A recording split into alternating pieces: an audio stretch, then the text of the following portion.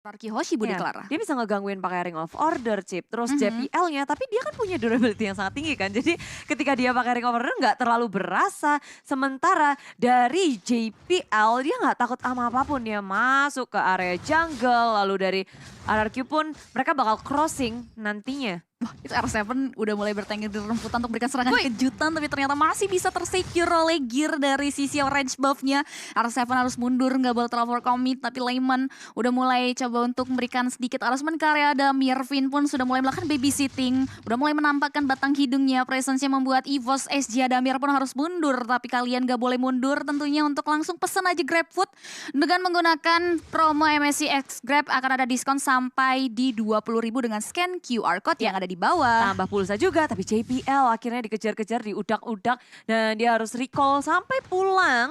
Dan membuat tentunya penjagaan terhadap mid lane, bottom lane-nya juga akan lengah. Sementara RQ Hoshi dari R7 berhadapan dengan Nick di arah top lane. Ini akan menjadi pertempuran yang dua-duanya punya kesempatan untuk outplay satu sama lain. R7 kalau misalnya Nick-nya dekat-dekat turret dia bisa nge-Way of Dragon langsung sih. Cuma durability dari Grok kan besar. Betul. Agak sedikit sulit untuk eksekusi. Paling ya pukul-pukulan manja aja. Benar sekali tentunya. Jadi sama-sama coba untuk mainin aman terlebih Hey, dahulu. Ini Lemon bos, ada JPL sama Adamir dari bottom lane. Tapi Lemon udah ngedapetin level 3-nya, saat lagi akan ngedapetin level 4. Sementara pemain dari RQC lainnya mendapatkan turtle yang pertama. Tapi ada fun fact-nya nih teman-teman, di mana tahun 2020 Lemon itu sempat jadi top global 4-1-1. Jadi udah nggak diragukan lagi sih ini one-one-nya Lemon di game kita yang ketiga. Iya, apalagi Ban-Ban sekarang kan lebih enak kan dibanding zaman dulu. Ya, lebih gampang buat pecahin weakness point. Iya. Jadi ya 2020 tuh 4 weakness point-nya. Ya sekarang cuma Tiga. 3, berkurang 1. Dan dari Lemon sendiri di area bottom lane, dia masih bisa survive, bertahan. Sementara Sayla sudah membuka backfist-nya. Albert membuka dengan heavy spin yang menguji pergerakan dari Sayla dan juga gear. Tapi damage dari RQC akhirnya masuk penuh ke arah Sayla. Flicker tak bisa menyelamatkan dirinya. Sementara Divine Judgment karena ada yang disusulkan Albert memberikan damage yang besar. One charge dari Nick membuat RQC sedikit warak-warak, tapi Downing Light mengeksekusi Adamir di belakang. R7 sebagai bayarannya begitu banyak pertukaran parahan darah di arah river. 2-1. Di mana Araki Hoshi juga nggak mau terlalu overcommit. Dia coba untuk reset mundur lagi. Dan kita bisa lihat juga di mana Turtle yang tersecure oleh Araki Hoshi membuat Araki Hoshi berhasil mendapatkan advantage ya Mo. Ya sini pertukaran yang mungkin memang 2-1, tapi 2-2 sih. Dua-dua ya, tapi dari Oh iya. sisi goalnya masih tetap lah buat Arkeosi, mereka leading juga. Dan kalian bisa lihat sendiri untuk talentnya sendiri sekarang. Di mana weakness finder dipakai oleh Lemon. Tapi heavy spin dikeluarkan Adamir menjadi sasaran utama bagi pemain RQC. Semuanya bergerak area bottom lane dan akan semakin sulit untuk Adamir farming 2 kali tumbang. Hidup dia akan sengsara di game ketiga untuk early gamenya. Untuk early benar ya. Untuk Karena early. 2 kali ke pick off juga. Dari talentnya bahkan berbeda ya. Kalau kita lihat tadi ada weakness finder, ada effect slow. Sedangkan dari Adamir sendiri dia punya tambahan 15% nanti.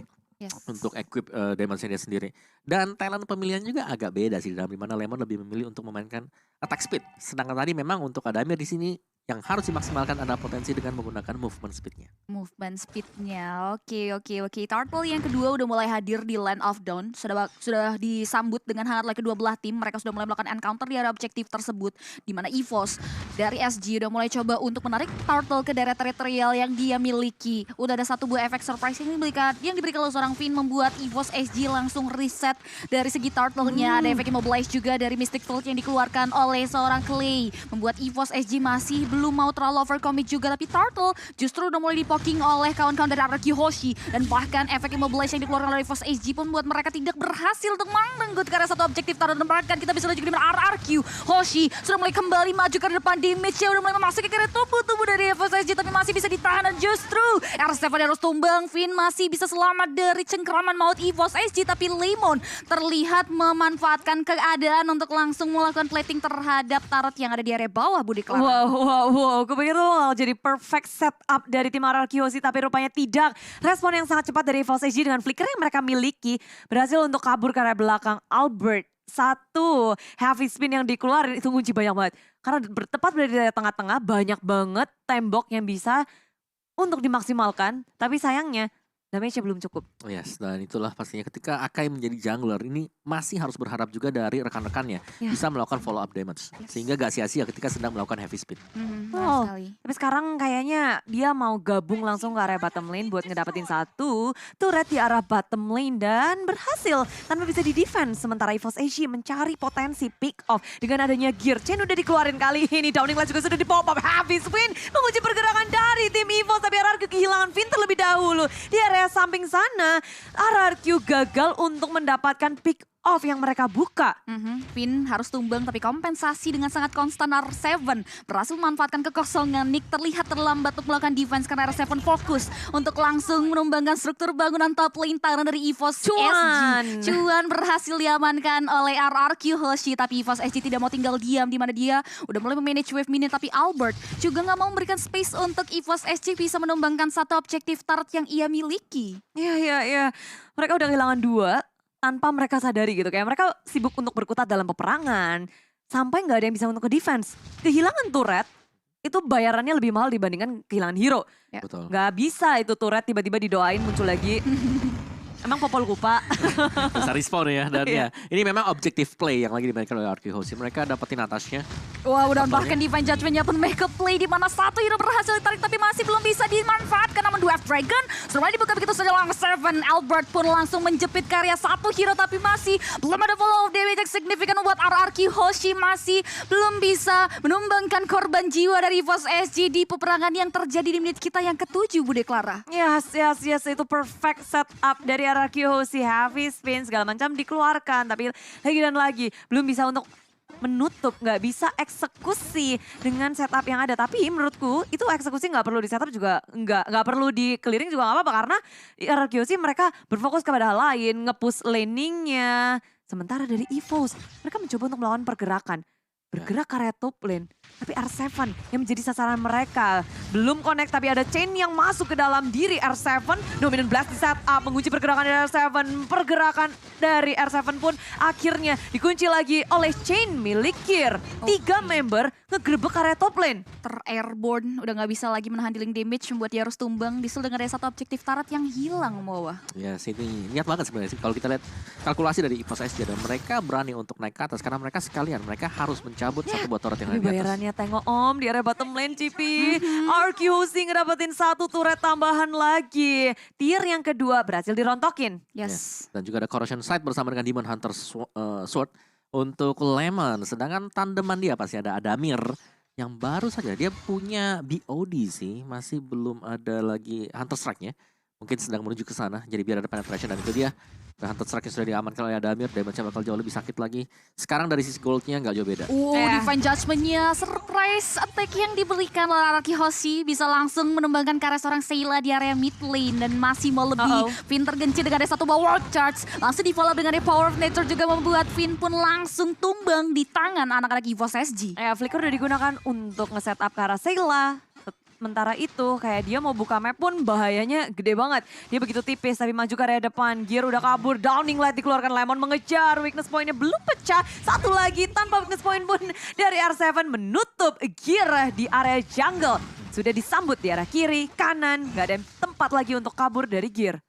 Benar sekali dan bahkan Turtle sudah mulai berubah menjadi Lord. Lord pun tanpa buang-buang waktu RRQ Hoshi langsung poking. Gak adanya observasi terhadap objektif Lord tersebut buat EVOS SG harus kehilangan potensi steal terhadap Lord yang ada di area Land of Dawn. Yap, Downing Light dikeluarin dan ketika Lord sudah di tangan RRQ Hoshi, mereka tinggal mengontrol saja ketiga lane-nya dari tim EVOS. Perlahan tapi pasti alon-alon asal kelakon. Nge-push dari segala sisi. Area bawahnya udah terpush, di area atas berusaha untuk diakuisisi oleh EVOS. Mereka nggak mau harus pusing dengan tiga-tiganya. At least bisa fokus seperti di tengah ini. Tapi Finn dengan konsil yang dikeluarkan diseruduk dengan wall shot milik Nick. Tapi Finn berhasil menseret JPL ke area depan. Heavy spin disusul. Satu setup yang manis dari RRQ Hoshi menyusul ke area belakang dengan adanya crossbow of tank. Sailanya tumbang. RRQ Hoshi berhasil ngedapetin 2 tapi Lemon harus tumbang di tangan tim EVOS.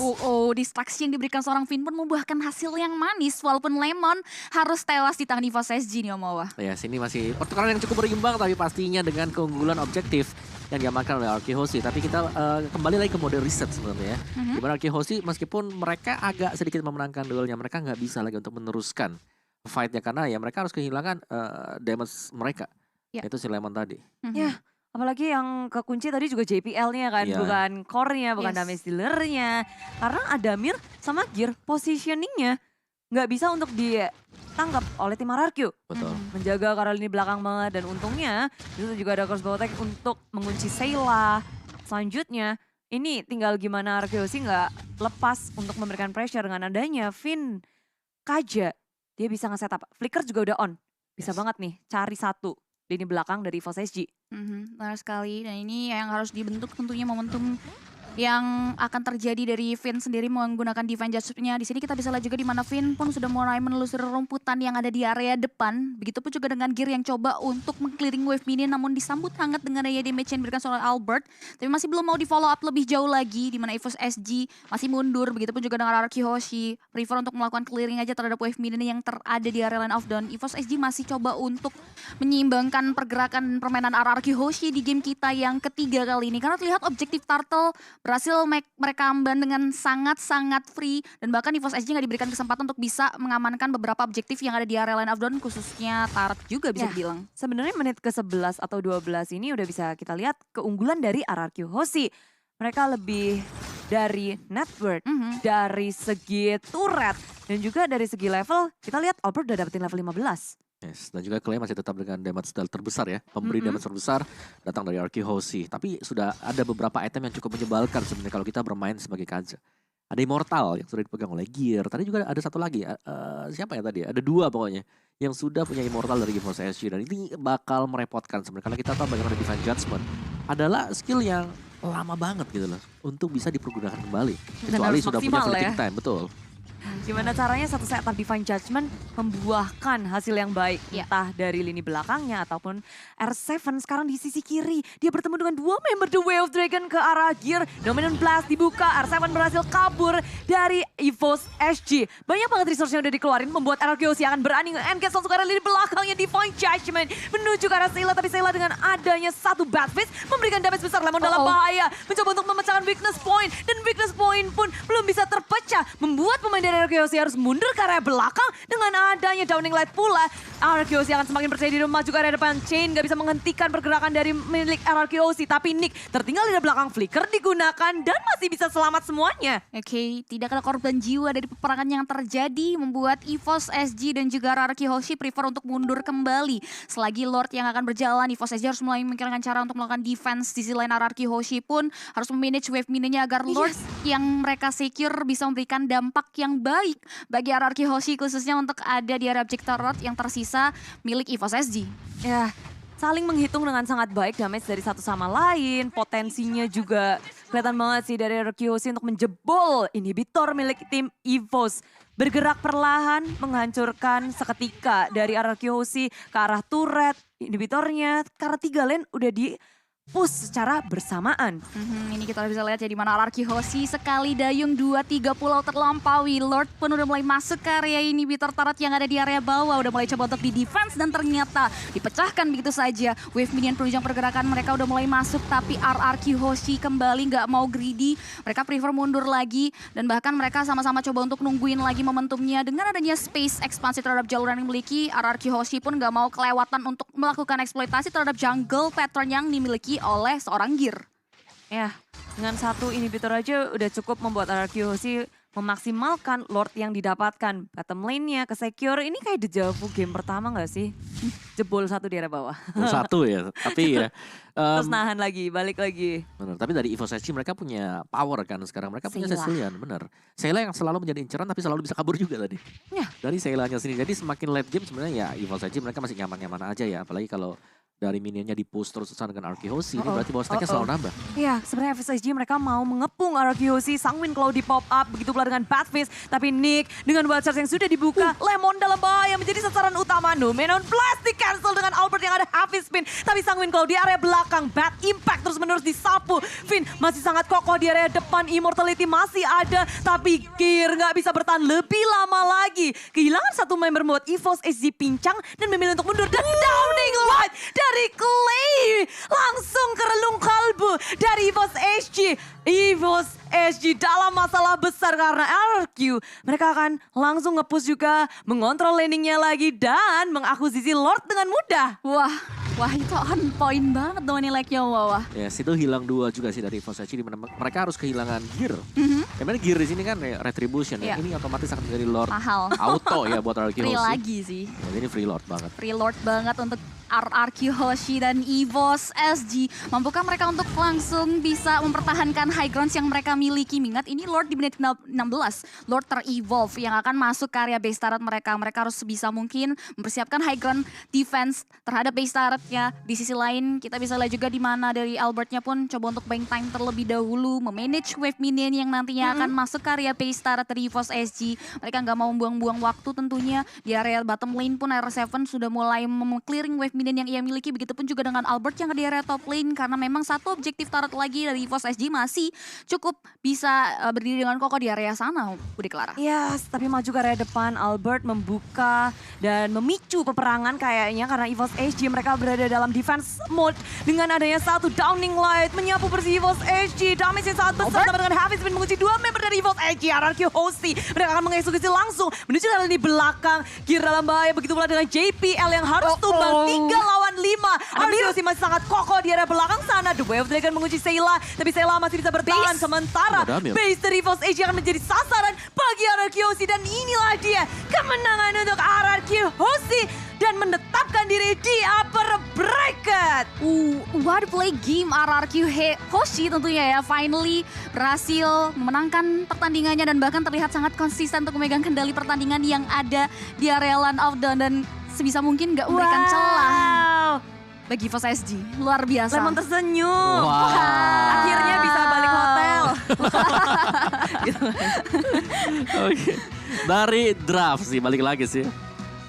Draft dan juga Waduh, draft. luar biasa sekali ya Bude Clara. Kita bisa lihat tentunya ini permainan yang bisa dibilang kayak game pertama. Dan kemenangan RRQ melawan EVOS membuat para RRQ Kingdom bahagia. Kondisinya wow, pecah sih, pecah. Pecah banget sih, mereka terlihat sangat-sangat senang tentunya.